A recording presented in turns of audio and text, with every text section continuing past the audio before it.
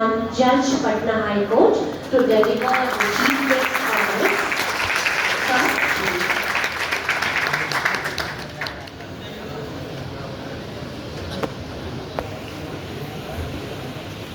सभा में उपस्थित सभी लोगों से मेरा अनुरोध है कि मैं अपने परम पूज्य गुरु डॉक्टर के पोद्दार के इस सभा में आप सबों से अनुमति चाहता हूं कि मैं आपको हिंदी में संबोधित करूं। और इसका कारण यह है कि मेरे गुरु ने जो मुझे सिखाया वो यही कहा कि अंशुमान, ये भारतवर्ष आजाद हो चुका है, अब हम अंग्रेजों के गुलाम नहीं हैं।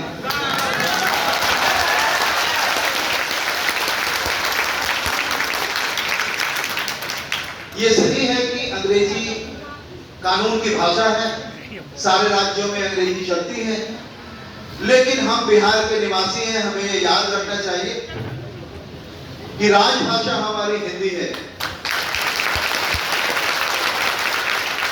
और हमें कानून के शब्दों में चाहे अंग्रेजी हो या हिंदी, हमें समान शक्ति के साथ उसे प्रदर्शित करने की क्षमता होनी चाहिए, बोलने की क्षमता होनी चाहिए।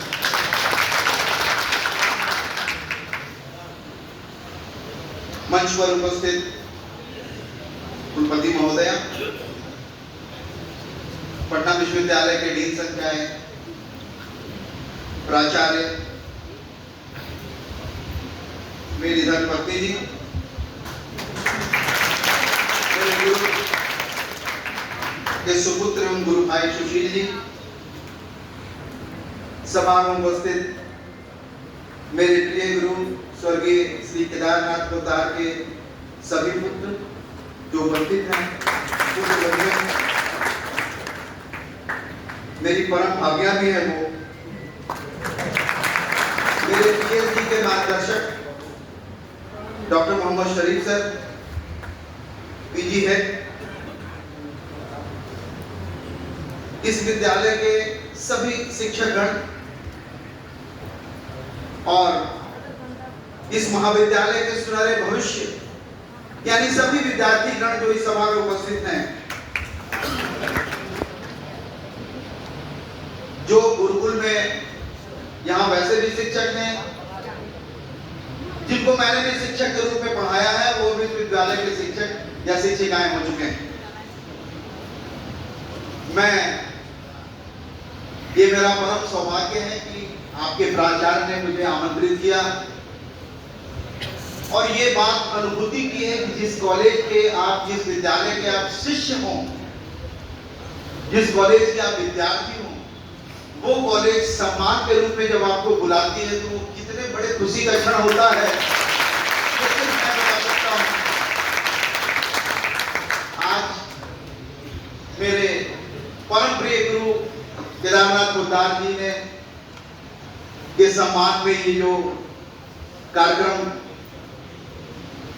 आयोजित किया है कॉलेज में, तो सबसे पहले मैं अपने परम गुरु के बारे में कुछ बातें आपको बताना चाहता हूं। वो केवल शिक्षक नहीं, अपितु अच्छे पिता, अच्छे पति, अच्छे भाई, अच्छे ससुर और गुरु तो अच्छे थे ही।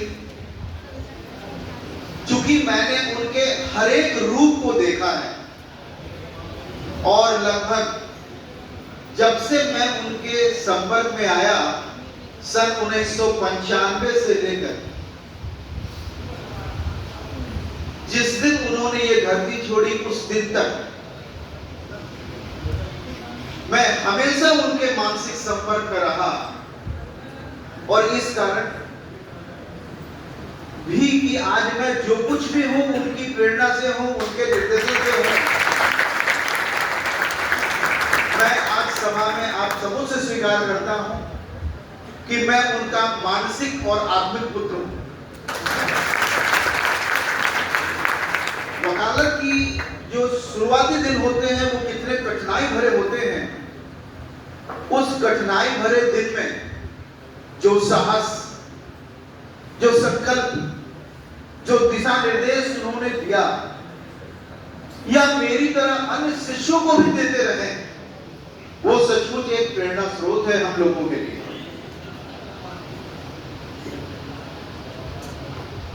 वो न केवल एक शिक्षक, प्राचार्य, हेड, उसके अलावे बहुत कुछ थे जिसको हम लोगों ने देखा है विद्यार्थी के रूप में, कि किस तरह से बाहर के क्वेश्चन सेटिंग के लिए उनके आते थे बीपीएससी, यूपीएससी, यूजीसी में, यूजीसी के कार्यक्रम में इनको स्पेशल हिंदू विधि के रूप में भारतवर्ष के 5 विद्वान जनों में इनका नाम हुआ करता था, और इनको सुनने के लिए हिंदू विधि में इनके ज्ञान को लेने के लिए विश्व भारत में जहां जहां कार्यक्रम हिंदू लॉ पर होते थे, मेरे गुरु विशिष्ट अतिथि के रूप में वहां बुलाए जाते थे। क्योंकि हम लोग उस समय एलएलएम में उनके शिष्य थे, और गुरु शिष्य परंपरा में यही थी कि गुरु जब भी जाते थे अपने किसी न किसी शिष्य को ले जाते थे, तो शायद उनकी दिनचर्या मेरी दिनचर्या से या मेरी दिनचर्या उनकी दिनचर्या से मिलती थी। इसलिए मैं उन भाग्यशाली शिष्यों में से था कि अगर 100 जगह वो गए होंगे तो 90 जगह मैं उनके साथ जरूर गया। और आज लॉ कॉलेज में जब मुझे क्लास लेने का मौका मिला, तो उन्होंने हिंदू लॉ की बारीकियों की चर्चा की, डिफरेंट जजमेंट से उसके कॉन्फ्लिक्ट्स की चर्चा की। उनको हमने फैकल्टी के रूप में देखा, गेस्ट फैकल्टी, जुडिशियल एकेडमी के रूप में देखा। उनको हम लोगों ने लॉ कमीशन के मेंबर के रूप में देखा। मैं स्वयं भी उनके साथ लॉ कमीशन का मेंबर था, और जीवन पर्यंत वो लॉ कमीशन के मेंबर रहे। और ये उनका ज्ञान था कि चेयरमैन के रूप में हाई कोर्ट के जज, वो भी मेंबर के रूप में जब जाते थे तो सम्मान में खड़े हो जाते थे, और उनकी बात को बड़े ध्यान से सुनते थे। उसी तरह से वो गवर्नमेंट, बिहार गवर्नमेंट के एजुकेशनल एडवाइजर भी। उनके किस किस रूपों की मैं चर्चा करूं, शायद मैं दिन भर भी बोलता रहूं तो वो कम पड़ेगा। लेकिन उनकी 2-3 बातें जो बड़ी बुनियादी हैं, जो उन्होंने मुझे विद्यार्थी के रूप में सिखाई हैं, बस उसकी चर्चा मैं आपको करना चाहता हूं। उन्होंने कहा, वो हमेशा कहा करते थे कि कानून एक अथाह सागर है। वो अपने गुरु की चर्चा अवश्य करते थे, जो पटना विश्वविद्यालय के प्राचार्य हुआ करते थे, विष्णु विनायक देशपांडे। उनकी एक किताब हिंदू विधि शास्त्र गवर्नमेंट ऑफ इंडिया से पब्लिश है। आप सबों को मौका मिले तो वो अवश्य पढ़िए। और तीसरी बात जो वो कहते थे कि क्लास में अगर कुछ बातें आप झिझक में नहीं पूछते तो गलती करते। कानून का ज्ञान इतना विशाल है, इतना अथाह है, लेकिन हम शिक्षक, आप विद्यार्थियों से सीखते हैं। बिकॉज आप जब जब नई बातें पूछते हैं, तब तक हमें सीखने का मौका मिलता है। मुझे याद है कि जब मैं विद्यार्थी था तो बैकग्राउंड मेरा साइंस का था, फिजिक्स का बैकग्राउंड था। तो मेरे दिमाग में शायद तरह तरह की बातें आती रहती। उसमें हिंदू लॉ का एक बड़ा प्रासंगिक विषय है जो वर्तमान में तो ऑनरेबल सुप्रीम कोर्ट ने निर्णय कर दिया, लेकिन उस समय तक निर्णय नहीं था और अपने उस प्रश्न के कारण मैं कई बार क्लास से बाहर निकाला गया। ये कहते हुए शिक्षक ने निकाला कि आप बहुत फालतू प्रश्न करते हैं, बात है। लेकिन मेरे उस गुरु ने कभी मुझे बाहर नहीं किया और हमेशा लगभग 15 दिन 20 दिन पूछते थे कि आंसर मिला जी? सर अभी तक आंसर नहीं मिल पाया। वो प्रश्न क्या है मैं आपसे कहता हूं। उन्होंने कहा कि हिंदू विधि में शादी केवल एक ही शादी परमिसिबल है। सेक्शन 5 यही कहता है, सभी जानते हैं, वन स्पाउस लिविंग। तो मेरे दिमाग में एक प्रश्न आया, मैंने कहा कि सर ये तो सही है, लेकिन मान लिया जाए कि हस्बैंड और वाइफ शादी हुई और किसी कारण से हस्बैंड ने डिवोर्स का केस वाइफ पे दाखिल कर दिया। वाइफ उसमें उपस्थित नहीं हुई, एक्सपर्टी डिवोर्स हो गया। वाइफ को जानकारी नहीं मिली कि एक्सपर्टी डिवोर्स हो गया है। हस्बैंड ने वकील साहब से पूछा कि अब क्या मैं दूसरी शादी कर सकता हूं? तो वकील ने कहा कि साहब देखिए, कोई भी जजमेंट या डिसीजन जब फाइनलिटी एक्वायर कर लेगा तभी आप शादी कर सकते हैं। तो प्रश्न पूछा हस्बैंड ने अपने वकील से कि कोई डिसीजन फाइनलिटी कब एक्वायर करता? तो उन्होंने कहा कि ऊपर का कोर्ट सुनवाई कर ले, उसके ऊपर का कोर्ट सुनवाई कर ले, घूमता घूमता मामला सर्वोच्च न्यायालय तक चला जाए और वहां से फाइनलिटी हो जाए तो फाइनलिटी कही जाएगी। लेकिन अगर लिमिटेशन पीरियड खत्म हो जाए तभी वो फाइनलिटी कही जाएगी। तो पूछा उस हस्बैंड ने वकील से कि ये बताइए कि लिमिटेशन क्या है? तो उन्होंने कहा कि भाई बड़ी अजीब बात है, फैमिली कोर्ट एक्ट में तो लिमिटेशन 30 डेज है, लेकिन हिंदू मैरिज एक्ट में लिमिटेशन 90 डेज, जो अब सेटल हो चुका है। ये आप लोगों का काम है कि आप लोग ढूंढे, मैं बोल नहीं रहा हूं, वो अब सेटल हो चुका, लेकिन उस समय यही था 30 दिन या 90 दिन। तो क्लाइंट ने कहा कि कोई बात नहीं, मैं 100 दिन के बाद शादी करूंगा और 100 दिन के बाद वो दूसरी शादी कर लेता है। वाइफ को जब पता चला करे मेरे हस्बैंड ने दूसरी शादी कर ली, उसने पता किया तो उसे पता चला कि हस्बैंड ने तो डिवोर्स दे दिया, एक्सपर्टी डिवोर्स बन चुका है। तो बड़ी गुस्सा हुई, उसने भी वकील से कांटेक्ट किया। वकील ने कहा कि भाई आपको एक ही उपाय है, आप इसके खिलाफ अपील लें, अपील फाइल करें।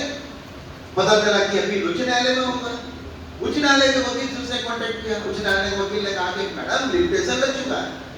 तो उन्होंने कहा कोई उपाय है? उपाय तो है, लेकिन अगर उच्च न्यायालय लिमिटेशन कंडोन कर देगी तभी ये मामला सुनवाई होगा, अदरवाइज नहीं। उन्होंने कहा कोई बात नहीं, चांस लीजिए। उच्च न्यायालय में मुकदमा दाखिल हुआ, उच्च न्यायालय ने लिमिटेशन कंडोन कर दिया और कंडोनेशन के बाद अपील में हियरिंग कर ली। हियरिंग करने के बाद डिवोर्स को सेटिस्फाइड। अब क्या हुआ कि उनको एक पत्नी तो पहले से थी जिनका डिवोर्स हुआ था, तो दूसरी शादी कर ली थी।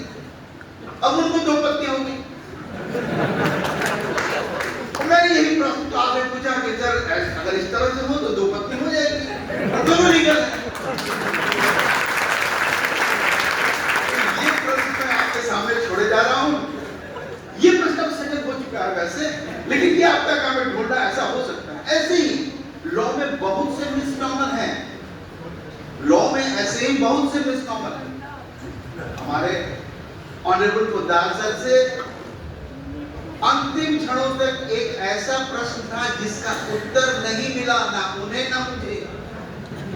न्यायालय ने भी वो प्रश्न भी सेटल नहीं हुआ है, ये भी मैं बता दूं आपकी जानकारी के लिए। वो प्रश्न भी आपसे शेयर कर देता हूं।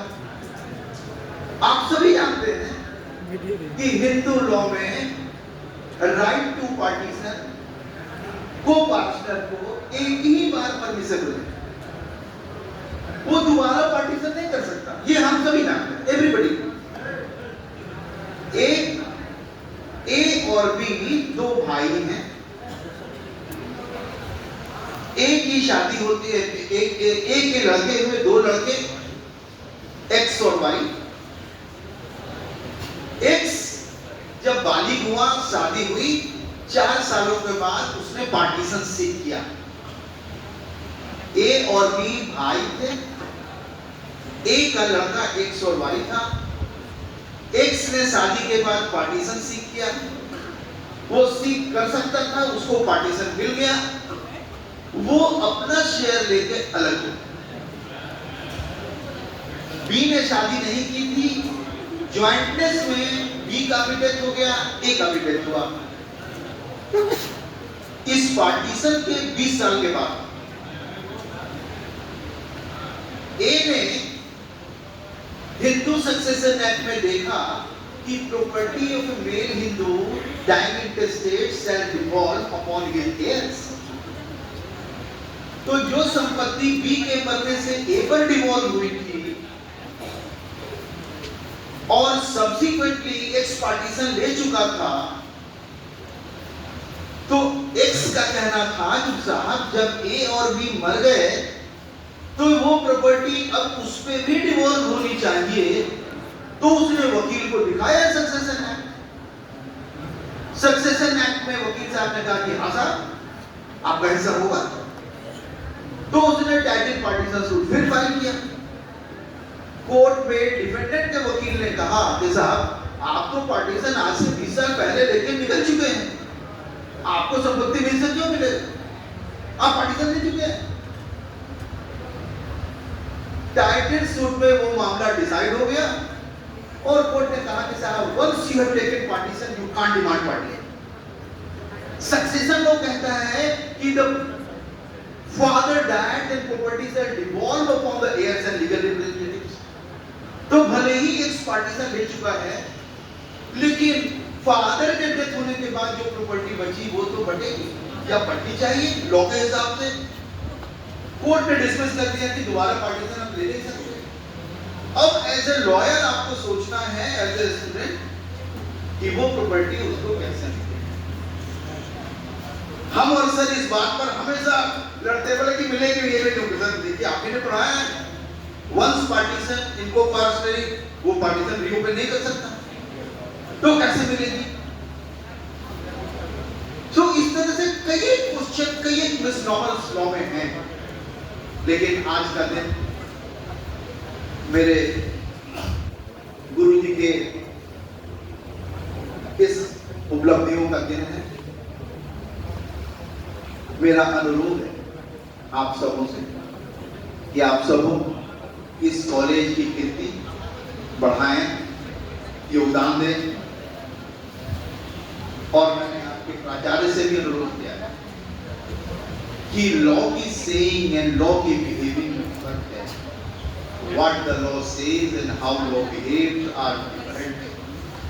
तो जो आप सीखते हैं क्लास में उसको टेस्ट करने के लिए कोर्ट जरूर अटेंड करें, अपने विद्यार्थी काल में अटेंड करें। जब आप कोर्ट में जाते हैं तो बहुत सी अच्छी बुरी बातें दिखती हैं, उसकी चर्चा मन से करना मेरे लिए उचित नहीं है। लेकिन आप जो ज्ञान क्लास में अर्जित करते हैं कानून की किताबों में, उसका रियल टेस्ट करने वहां जाएं, वहां देखें, वहां सुने कि जो आपने सीखा क्लास में जिन सिद्धांतों को, उस सिद्धांतों की उपयोगिता वो कैसे कोर्ट में हो रहा है, उसको आप अपने फैकल्टी से डिस्कस करें, अपने से डिस्कस करें, अपने गेस्ट फैकल्टी से डिस्कस करें। और लास्टली की इस ऐतिहासिक कॉलेज का जिसने 200 से ज्यादा जजेस उच्च न्यायालय के, 2 चीफ जस्टिस ऑफ इंडिया और हजारों हजार जुडिशियल अफसर पैदा किए हैं, उस ऐतिहासिक श्रेणी में आप अपना नाम दर्ज करें। यही मेरी शुभकामना।